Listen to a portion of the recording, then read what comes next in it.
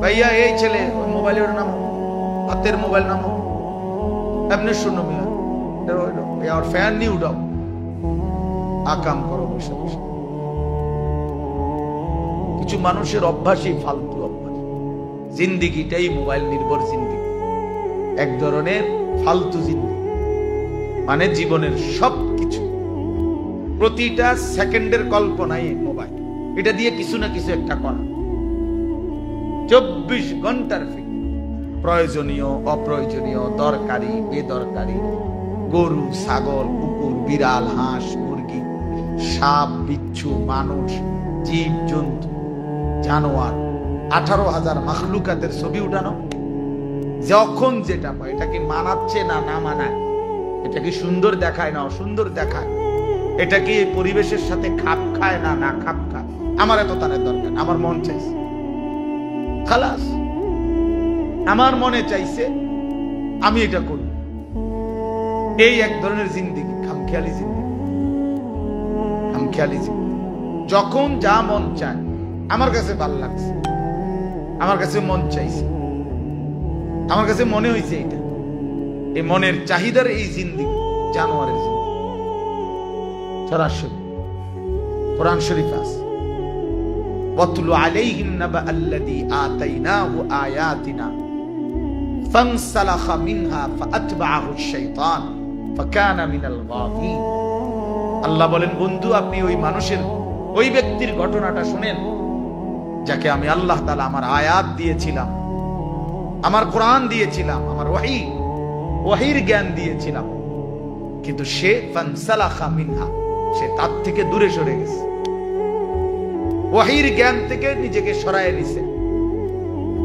ফাআতবাআহু আশ-শাইতান, ফলে এখন শয়তান তার অনুসারী হয়ে গেছে, অর্থাৎ এবার শয়তান তার সঙ্গী হয়ে গেছে। ফাকানা মিনাল গাফিন, ফলে এখন সে পথভ্রষ্টদের অন্তর্ভুক্ত হয়ে গেছে। ছিল মাদ্রাসা, পড়তো কোরআন, শিখতো দিন, বাবা মার স্বপ্ন ছিল দিন, কিন্তু দূরে সরে গেছে। এখন শয়তান তার অনুসারী সঙ্গী, এখন পথভ্রষ্ট গোমরাহদের অন্তর্ভুক্ত।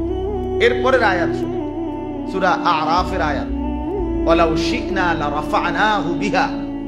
আল্লাহ বলেন, আমি তো চেয়েছিলাম আমার এই বান্দাকে আমার ওহীর মাধ্যমে সুউচ্চ মর্যাদাবান করব। লারাফা'নাহু, আমি তাকে মর্যাদাবান করব কোরআনের মাধ্যমে, ওহীর মাধ্যমে, আসমানি ইলমের মাধ্যমে। আমি চাইছিলাম, ওয়ালাকিন্নাহু আখলাদা ইলাল আরদ। ছাত্র ভাইরাও মনোযোগ দিয়ে শুনলে এই এক আয়াত জিন্দেগীর জন্য যথেষ্ট। প্রিয় ভাই, যদি মনোযোগ দিয়ে বুঝতে, এক কথাই জীবনের জন্য যথেষ্ট। ওয়ালাকিন্নাহু আখলাদা ইলাল আরদ। আল্লাহ বলেন, আমি তো চেয়েছিলাম তাকে ওহীর মাধ্যমে সম্মানিত করব, আসমানি ইলমের মাধ্যমে সম্মানিত করব, কিন্তু সে দুনিয়াকেই আপন করে নিয়েছে। অর্থাৎ দুনিয়ার লোভ লালসা, দুনিয়ার চাওয়া পাওয়া, দুনিয়ার কামনা বাসনা, এটাকেই সে তার আপন করে নিয়েছে। এবং ওয়াত্তাবাআ হাওয়াহু, এই কথাটা বলতে, এবং সে তার মনের চাহিদা, নফসের চাহিদা, মনের কামনা বাসনা, মনের ইচ্ছার অনুসরণ করেছে। আল্লাহ বলেন, ফলে তার পরিচয় জিন্দেগিটা কি হয়েছে এখন, ফামাসালুহু কামাসালিল কালব। অতএব এখন তার পরিচয়, এখন তার উদাহরণ, এখন তার দৃষ্টান্ত কুত্তার মতো। কামাসালিল অর্থ কি ভাইয়া? কালব অর্থ কি? সরাসরি কোরআন, ফামাসালুহু কামাসালিল কালব। আল্লাহ বলেন, ফামাসালুহু, তার দৃষ্টান্ত, কামাসালিল কালব, কুত্তার মতো। ওই জিন্দেগি কুত্তার যে জিন্দেগি নফসের চাহিদা অনুসারে। সমস্ত বুজুর্গদের আজীবনের ফিকির ছিল এটা, নফসের বিরুদ্ধাচরণ। এই ইসলাহি মজলিস মানে কি? নফসের বিরুদ্ধাচরণ শেখা, ইসলাহে নফস। ইসলাহি মাহফিল মানে ইসলাহে নফস, নফসের সংশোধন। মন যা চায়, মন চাহি জিন্দিগির সংশোধন, মন চাহি জিন্দি। আমরা এই ছোটবেলায় মাদ্রাসায় পড়াকালীন কত শুনছি ওস্তাদদের থেকে, যে শব্দ মন চাহি জিন্দিগি ছাড়ো, রব চাহি জিন্দিগি ধরো। তোমার মনে যা চায় না, তোমার মনে চাইতে হবে। রব যা চায়, আল্লাহ যা চায়। এজন্য তালিবে ইলম ভাইয়া এটা বোঝা উচিত, আপনাদেরও বোঝা উচিত, কিশোর নওজোয়ানেরও এটা বোঝা উচিত। ওয়াত্তাবা হাওয়াহু ফামাসালুহু কামাসালিল কালব।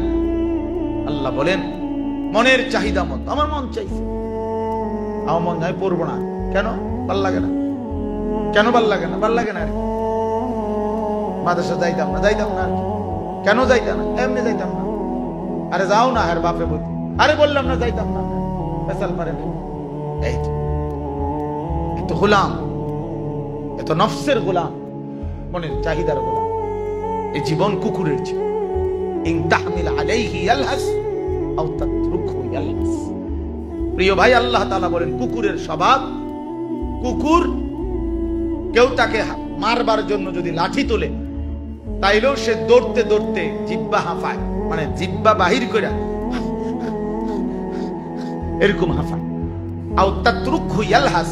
আবার যদি তাকে ছেড়ে দেয়, তো দাঁড়ানো থাকতেও দাঁড়াইয়াও জিহ্বা লম্বা করে হাফায়, দাঁড়াইয়াও জোরে জোরে নিঃশ্বাস ফেলে জিহ্বা বের করে এমন অর্থাৎ পেয়েও অতৃপ্ত, না পেয়েও অতৃপ্ত। এজন্য জিন্দেগির এই ইসলাহি মজলিসের মেন ফিকির এই ফিকির, এই কথাইটাই।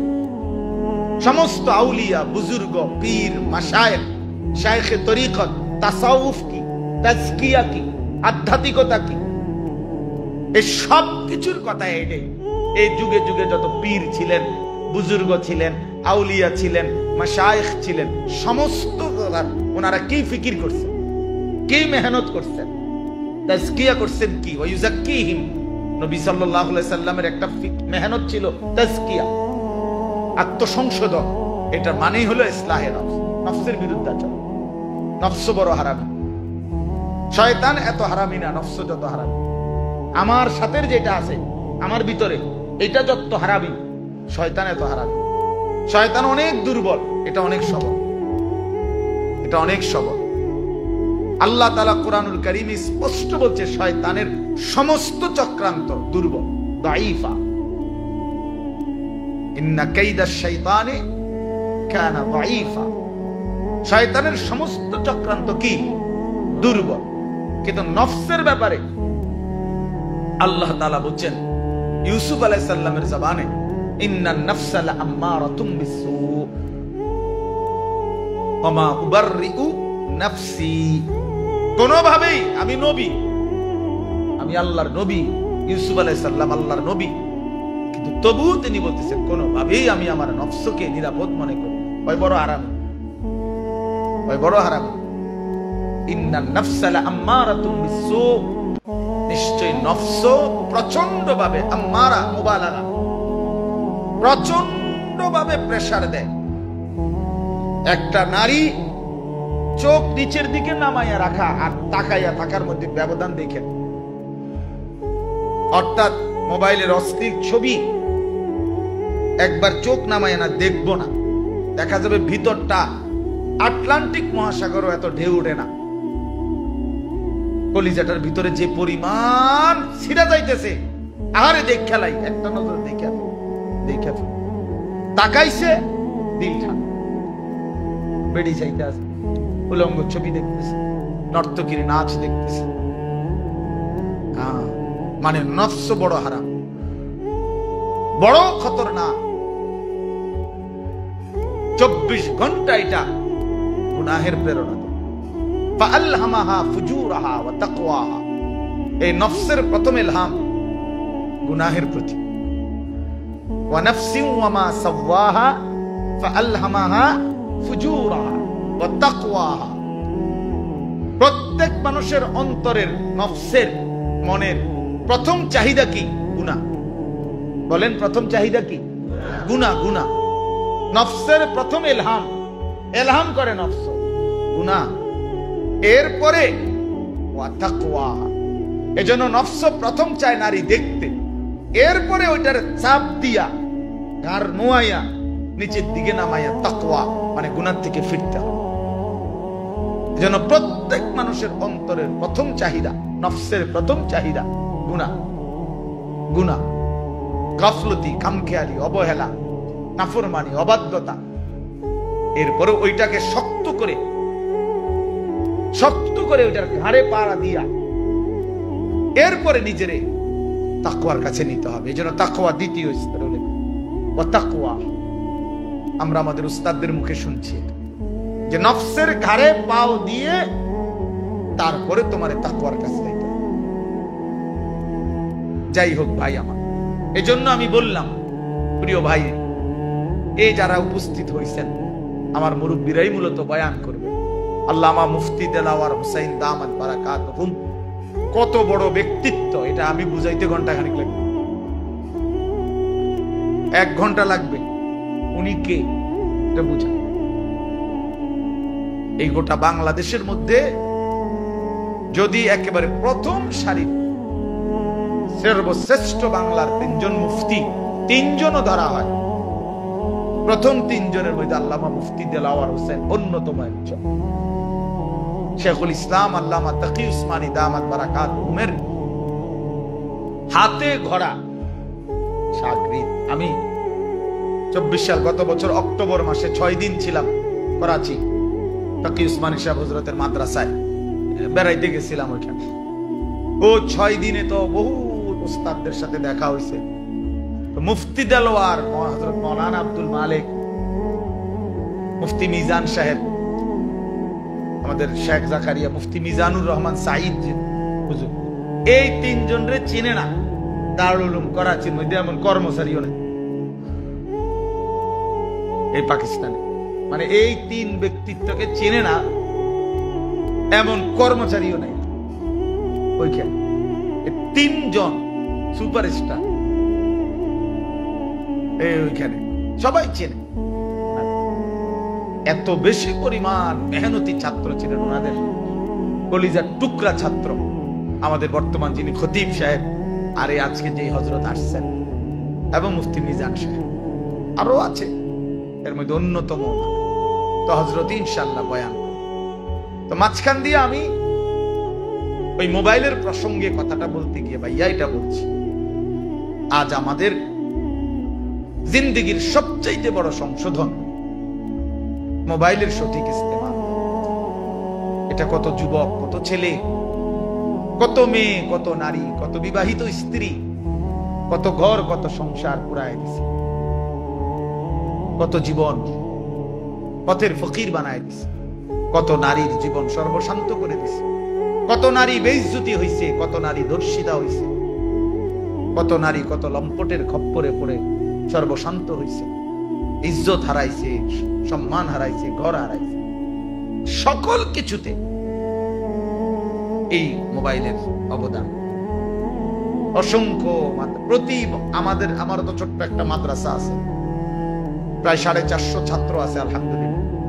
তো প্রত্যেক বন্ধের পরে, প্রতি বন্ধে, যখনই মাদ্রাসা বন্ধ হয় 3 মাসে, এই বন্ধের পরে আবার যখন মাদ্রাসা খুলে 2 জন 4 জন ছাত্র আমরা হারাই, আসে না। প্রত্যেক বন্ধে এটাও একেবারে পরীক্ষিত, 2 জন ছাত্র আসছে না, 3 জন আসছে না। এবং সমস্ত ছেলেগুলোর তদন্ত করলে কি কারণ? কারণ একটাই, এই 1 সপ্তাহ বাড়িতে 2 কাপ পাঞ্জাবিরা যে খুলছে, আর মাদ্রাসা খোলার দিন পর্যন্ত এক টানা হয় মার মোবাইল, নয় বাপের মোবাইল, নয় বড় ভাইয়ের মোবাইল, নয় চাচার মোবাইল, নয় দুলাভাইয়ের মোবাইল, কারো না কারো একটা মোবাইল নিয়ে যে এই বের হইছে, এক টানা এটার কোডি মডি উড়াইয়া শেষ। এটারে অনবরত টিপতে টিপতে এবার শনিবার দিন যখন বাড়ি থেকে মাদ্রাসায় যাইতে বলতেছে, হয় পড়তো, হয় মনে মারে, খানা বানানো, মানে একটা 9-6 মিথ্যা কথা, অথবা বাড়ির থেকে বাইকে গেছে, অথবা কোনো দিকে চলে গেছে, হে পড়তো না। ওই আসল কথা হলো কি? আসল কথা হলো এই নেশা পাগল বানায় ফেলছে, পরে বেসামাল বানায় ফেলছে। এই জন্য প্রিয় তালিব ইলম, আমি এক তালিব ইলমের মতো হয়ে অনুরোধ করছি, দোস্ত আমার, বন্ধু আমার, এমন সুন্দর জিন্দেগি যেন মোবাইলের আসক্ত হয়ে নষ্ট না। হিম্মত করতে হবে। মুজাহাদা মজবুত হইলে ইনশাআল্লাহ ইলমের মধ্যেও বরকত আসবে, ইলমের মধ্যেও বরকত আসবে। সবাই এই সমাজের সবাই বদলে যাক, আমি বদলাবো না, আমি বদলাবো না। আমি আমার আল্লাহকে নিয়ে আছি, আমার রাসূলকে নিয়ে আছি, দ্বীনকে নিয়ে আছি, আমি আমার কোরআন সুন্নাত ইলমকে নিয়ে আছি। এরকম একটা সিদ্ধান্ত করলে ইনশাআল্লাহ উপযুক্ত মুত্তাকি তাকওয়াবান আলেমে দ্বীন দোস্ত খুব দরকার, খুব দরকার, খুব দরকার, খুব দরকার। সারাটা দুনিয়া আমরা, সারাটা দেশ দৌড়াই সারা দিন রাত, তাকওয়াবান আলেমের খুব অভাব, মুত্তাকি আলেম খুব দরকার, আল্লাহওয়ালা আলেমে দ্বীন খুব দরকার। এজন্য ইনশাআল্লাহ মাঝখানের এই কথাটা আমি বলে নিলাম সবার কাছে। আপনারা যারা মেহমান আসছেন প্রত্যেকে প্রয়োজনকে প্রয়োজনের মধ্যেই সীমাবদ্ধ রাখেন। বড় মোবাইল যাদের যেতটুকু প্রয়োজন, যৌক্তিক কারণ, তো এতটুকু কারণে অবশ্যই ব্যবহার করবেন। কিন্তু 24 ঘন্টা এটা নিয়ে ব্যস্ত থাকা, এটা তো বন্ধু ওই অপদার্থকে দেখেন, ওই যে দেখছেন ভাইয়ের মসজিদে হেলান দিয়ে উনি ওনার মোবাইলে ছবি উঠাইতেছে। কারে বলে? গরুরে বলে না, ছাগলরে বলে কবর। আমি সাংঘাতিক মানুষ, আমি একদিনের জন্য আসছি, প্রয়োজনে আর কোনোদিন আসবো না, কিন্তু আমি বলে যাব এটা আমার একটা পাগলা সিদ্ধান্ত। এটা সবাই জানে আমার ব্যাপার, সবাই জানে আমি কোনোভাবেই ছেড়ে দেওয়ার মানুষ।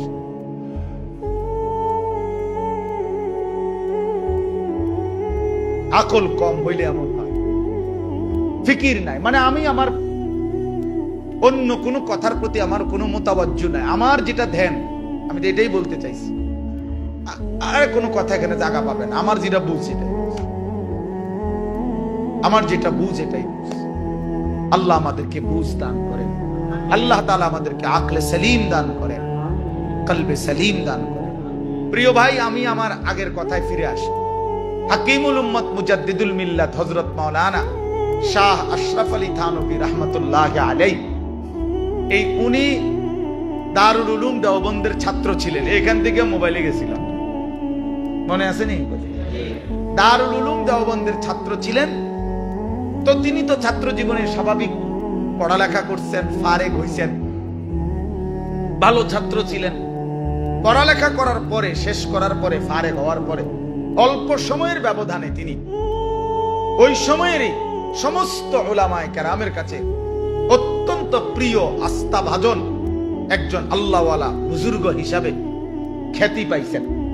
এবং দারুল উলুম দেওবন্দের ছাত্ররা, বড় বড় ছাত্ররা দলে দলে ওনার থানা বোন দারুল উলুম দেওবন্দ থেকে আসতো, ওনার কাছ থেকে ইসলাহি সম্পর্ক করত, ব্যাপক পরিচিতি এবং ইসলাহি কর্মকাণ্ড উনি খুব করছেন, আত্মশুদ্ধির কাজ, তাজকিয়ার কাজ।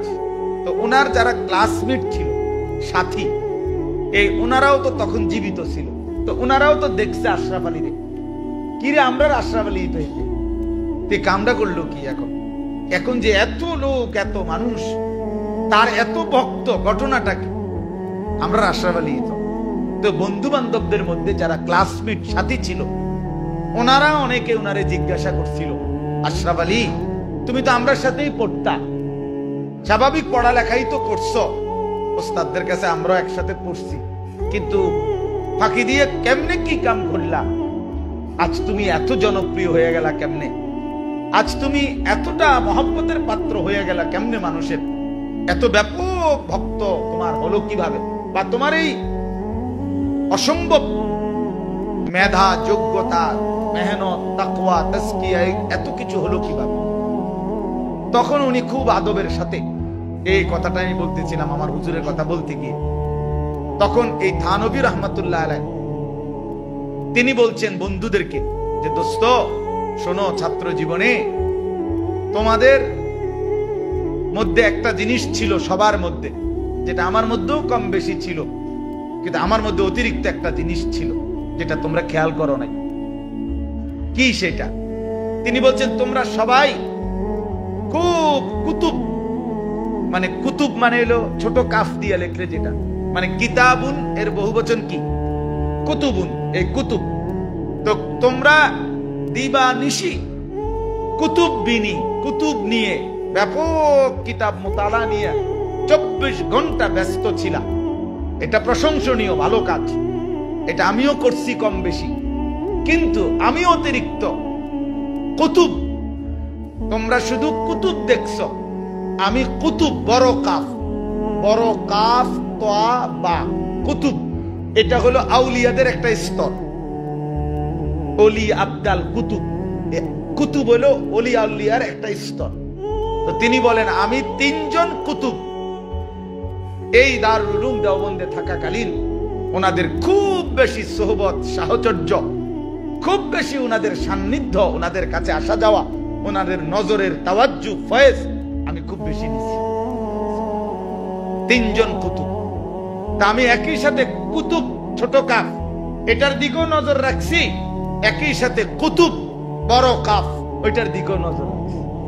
ওই 3 জন কুতুব হইল একজন সৈয়দুত তাইফা হাজী আমদাদুল্লাহ মুহাজির মক্কি রাহমাতুল্লাহ আলাইহি, একজন হলো ইমামে রব্বানি হযরত মাওলানা রশিদ আহমদ গঙ্গুহি রাহমাতুল্লাহ আলাইহি, আরেকজন হলো দারুল উলুম দেওবন্দের যুগ শ্রেষ্ঠ মুহাদ্দিস আলিম দ্বীন হযরত মাওলানা ইয়াকুব নানুতুবি রাহমাতুল্লাহ আলাইহি। এই 3 জন, একজন হাজী আমদাদুল্লাহ, একজন কি রশিদ আহমদ গঙ্গুহি, আরেকজন কি ইয়াকুব নানুতুবি রাহমাতুল্লাহ আলাইহি। তিনি বলেন আমি এই 3 বুজুর্গের সোহবত উঠাইছি, সান্নিধ্য উঠাইছি। সুযোগ পাইলেই আমি তাদের কাছে গেছি, তাদের কাছে বসছি, তাদের চোখের তাওয়াজ্জু নিছি, তাদের চোখের বরকত নিছি, তাদের কাছে বসছি, আসা যাওয়া করছি। উনি বলেন আমার মনে হয় আল্লাহ তাআলা আমারে ওই 3 কুতুবের বরকতে আল্লাহ তাআলা আমারে এই তারাক্কি দান করছে।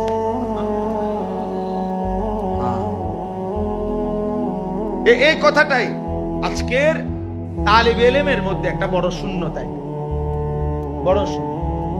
অবসর পাইলেই সে মনে করে আমি নিজের মতো করেই একাকিত্বে আমার বুদ্ধি, আমার যোগ্যতা, আমার মেধা, আমার নিজস্ব প্ল্যান প্রোগ্রাম, নিজস্ব চিন্তা চেতনা, অথবা মোবাইলের মাধ্যমে নিজস্ব পরিকল্পনা। এই ছাত্র জীবন মানে এখনই পৃথিবীর বুদ্ধি দেয়, বিভিন্ন কমেন্টস এর মাধ্যমে বিভিন্ন বুদ্ধি দিতে আছে, বুদ্ধি দিতে। তোমার বুদ্ধি জিগাইছে কেটা, তোমার বুদ্ধি দই না, দেশে অভাব পড়ছে না।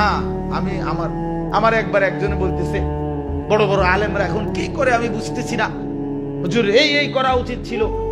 আমি বললাম অবশ্যই আমারও ভাই একমত, এই মুহূর্তে আপনি যেগুলো বলতেছেন এগুলোই করা উচিত ছিল।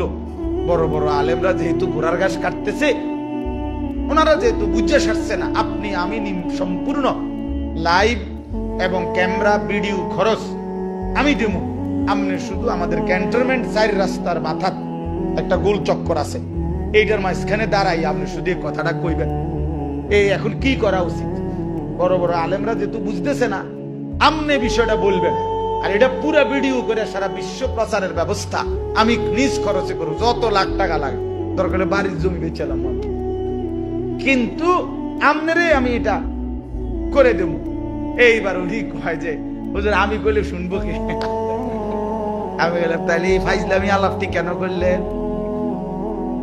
যারা বড় বড় আলেম হয়েছে তারা সিরিয়াস ভাইয়া বড় বড় আলেম হয়েছে, আমরা মাতবুরি করতে নাইছে না, বোঝেন নাই কথাটা? অর্থাৎ অনুপযুক্ত অবস্থাতেই পরিপক্ক হওয়ার ভান করা, চালাকের ভান করা। ছাত্র ভাইদের উপকার হবে, অনেক ছাত্র ভাই কাছে নিশ্চয়ই থাকার কথা, বা না থাকলেও কিনে নিলেও ভালো হবে। ওই যে আমাদের খতিব সাহেব হুজুরের যে বই, মাওলানা আব্দুল মালিক সাহেব হুজুরের দামাত বারাকাতুহুল আলিয়া, তালেবানে ইলম, পথ ও পাথেয়, একটা মোটা বই আছে। অর্থাৎ মাসিক আল কাউসার পত্রিকার মধ্যে উনি শিক্ষার্থীদের পাতা যেই লিখেন, এগুলোর একসাথে বই আছে। ওইখানে একটা সুন্দর গল্প আছে ওই বইটাতে। ইমাম আবু ইউসুফ রাহমাতুল্লাহ আলাইহি, আমরা সবাই উনার নাম জানি, ইমামে আজম আবু হানিফা রাহমাতুল্লাহ আলাইহির শাগরিদ রশিদ, অত্যন্ত ঘনিষ্ঠ ছাত্র ছিল, প্রিয় ছাত্র, এবং সাহেবাইনের অন্যতম তিনি ইমাম আবু ইউসুফ। তো ইমাম আবু হানিফা রাহমাতুল্লাহ আলাইহি একবার কোন এক সফরে দূরে 15 দিনের জন্য, ওইখানে আছে কথা, 15 দিনের জন্য দূরে কোথাও গেছেন। তো যাওয়ার পরে ইমাম আবু ইউসুফ রাহমাতুল্লাহ আলাইহি তখন পড়ালেখা প্রায় শেষ, কিন্তু উস্তাদ ফতুয়া দেওয়ার অনুমতি তখনও দেয় নাই। মানে ইমামে আজম থেকে ফতুয়ার ইজাজত এখনো উনি পান নাই, আলাদা মসনদে ফতুয়া দিবেন। কিন্তু 15 দিন ইমামে আজম বাহিরে সফর করার কারণে উনি বাড়িতে গেছেন। ওই বাড়ির মহল্লায় মানুষের ফতুয়ার প্রশ্নের, যেহেতু উনি তো ফারেক হইছে কিন্তু শুধু এজাজতে না, এখনো বাকি, তো মোটামুটি উনি চিন্তা করছে আমার ওস্তাদ যেহেতু নাই, মানুষের কষ্ট হবে, তা আমি ফতুয়া দেই। এই কথা মনে করে 10টা ফতুয়া, 10টা মাসআলার ফতুয়া এই 15 দিনে উনি দিয়েছেন। তো ইমামে আজম রাহমাতুল্লাহ আলাইহি যখন আসছেন 15 দিন পরে, ইমাম আবু ইউসুফ রাহমাতুল্লাহ আলাইহি ওনার সামনে এগুলা পেশ করছে। হযরত, আপনারও বর্তমানে দেরি হয়ে যাবে মনে করে, হ্যাঁ আমি 10টা ফতুয়া